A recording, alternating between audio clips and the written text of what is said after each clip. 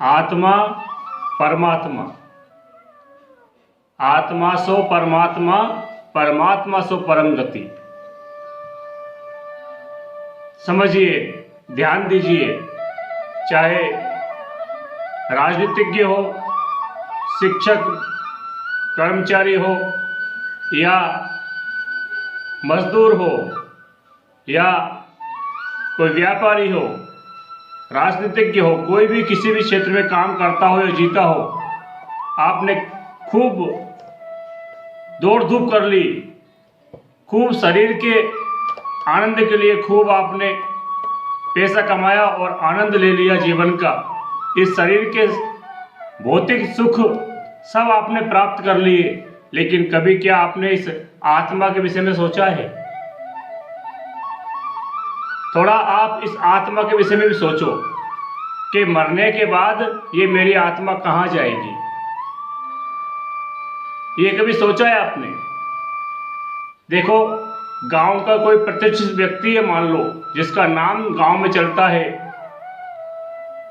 यदि मान लो उनका जुलूस निकलना है, कोई अन्य अच्छा काम किया है तो उनका जुलूस निकालना है, मान लो, तो उनका जुलूस या मान लो घोड़े पे या बग्गी पे निकालना है, तो उनको बड़ी खुशी होगी।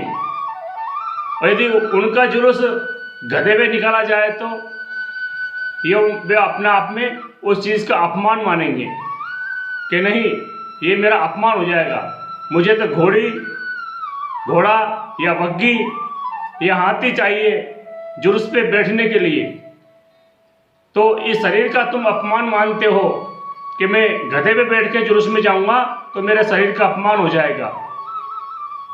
लेकिन क्या कभी विचार किया आपने कि यदि हमसे कर्म खराब हो गए हैं, हमने आत्मा के विषय में नहीं सोचा है, तो दो हैं, इस आत्मा को ले जाने वाले दो हैं। तो एक तो पहाड़े पे बैठ करके आएंगे यमराज जी, और एक विमान लेके आएंगे विष्णु भगवान। तो आपने इस शरीर को गधे पे बैठने से मना कर दिया कि नहीं, मैं गधे पे नहीं बैठूंगा, घोड़े या बग्गी में बैठूंगा, तो शरीर का अपमान समझा। अब वही आत्मा उस शरीर से, आत्मा से मान लो आपने कोई गलत कार्य किए हैं, तो फिर भगवान का विमान आपको नहीं मिलेगा, आपको उस पाड़े वाले यमराज जी के साथ ही जाना पड़ेगा।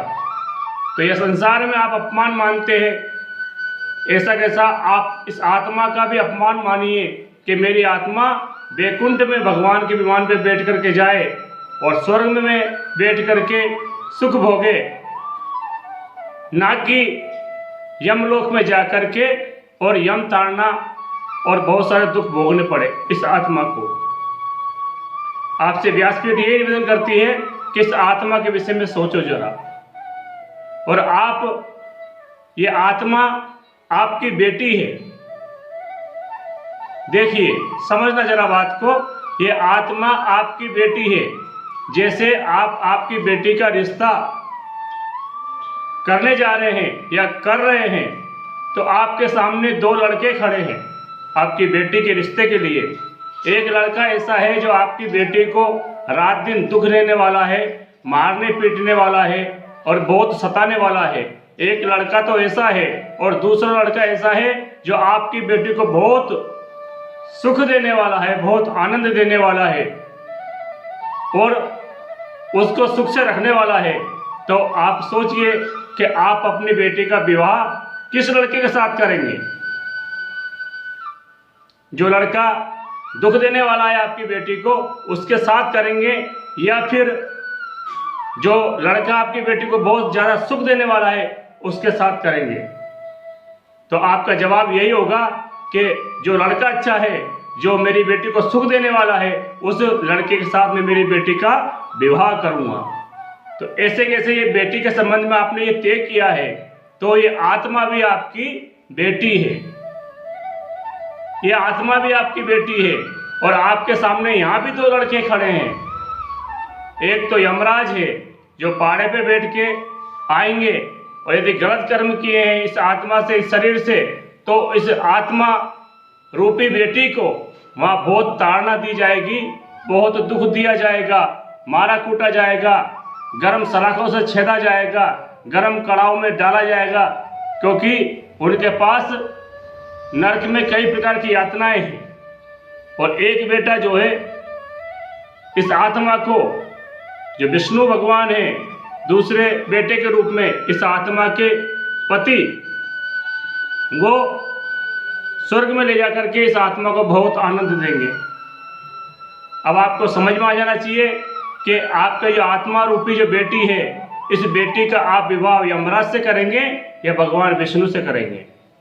इसलिए आप ऐसा कर्म करें ताकि ये आत्मा आपकी वैकुंठ में जाए, भगवान के धाम में जाए और भगवान में समा जाए।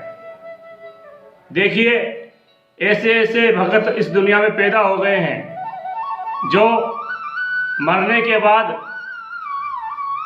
भगवान भी धरती पे आए थे तो उनको भी यहाँ शरीर त्याग करके और उनके धाम में जाना पड़ा। लेकिन एक भगत ऐसा पैदा हुआ है जो से शरीर भी उन्होंने दुनिया में नहीं छोड़ा, मृत्यु लोक में नहीं छोड़ा, और शरीर समेत भगवान में समा गई, और वो है मीराबाई। मीराबाई से शरीर भगवान में समा गई।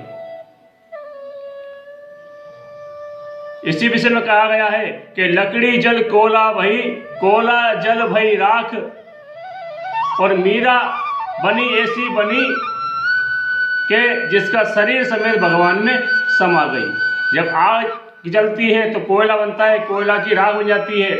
ऐसे कैसे शरीर जो मिला है मनुष्य शरीर, ये भी जल करके खाक हो जाता है। लेकिन उन्होंने कहा कि मैं मेरा शरीर का त्याग इस मृत्यु लोक में नहीं करूंगी, भगवान में तो शरीर समेत आप में समा जाऊंगी। तो मीरा देखो शरीर समेत भगवान में समा गई। इसलिए आप इस आत्मा के विषय में जरूर सोचें, और आप इस आत्मा के विषय में नहीं सोच करके आप इस संसार में उधेड़-बुन में लगे हैं। मेरा बेटा, मेरा पोता, मेरी बहू, मेरी पत्नी, मेरे माँ बाप, ये वो, मेरा बिजनेस, मेरा नाम, पद, पैदा, प्रतिष्ठा, ये सब चीज़ों में आप उलझे पड़े हैं। और आप सोचते हैं कि मैं जब दुनिया छोड़ करके जाऊंगा कि मेरे जो संसार है, ये जो दुनिया है, ये मेरा परिवार मुझे याद करेगा। नहीं जी, आपको कोई भी याद करने वाला नहीं है, क्योंकि यहाँ तेरा तेरा दिन याद करे, क्यों रे मन सुमिरन क्यों नहीं करे। तेरा तेरा दिन याद करे, क्यों रे मन सुमिरन क्यों नहीं करे। तेरा मेरा करके गवाए, साथ ना तेरे कोई जाए। और तेरा तेरा तेरा दिन याद करे, क्यों रे मन सुमिरन क्यों नहीं करे। यहाँ कोई किसी को रोने वाला नहीं है। आप कैसी बात करते हो? यहाँ जैसे ही आपकी मृत्यु हो जाएगी, सब थोड़े ही दिन में सब भूल जाएंगे, और 12वें दिन आपके जो है मृत्यु भोज बनाया जाएगा, लड्डू और मिठाइयाँ बनाई जाएगी, और सब रिश्तेदारों को आपस में खिलाया जाएगा। और कोई ब्याह जी को मुंह में खिला रहा है, कोई उसको रिश्तेदार को आपस में मुंह में खिला रहा है। तो इस प्रकार से मिठाई बटेगी, और कोई पूछेगा आकर के कि क्यों रे तुम्हारे घर में मौत हुई है, तुम फिर मिठाई खा रहे हो, तुम गम नहीं मना रहे हो, खुशी मना रहे हो। तो लोग यही कहेंगे कि मरने वाला मर गए, हम खाने से काहे चूके। तो यहाँ कोई किसी को याद करने वाला नहीं है, सिर्फ 13 दिन याद रखेंगे, बाकी सब भूल जाएंगे। इसलिए इस आत्मा के विषय में जरूर सोचें, क्योंकि आप तो आपके मरने के बाद आपका बेटा गरुड़ पुराण बिठाए या नहीं बिठाए, लेकिन आप तो जीते जी ऐसे काम करके चले जाओ कि गरुड़ पुराण की भी आपकी आत्मा को जरूरत ना पड़े।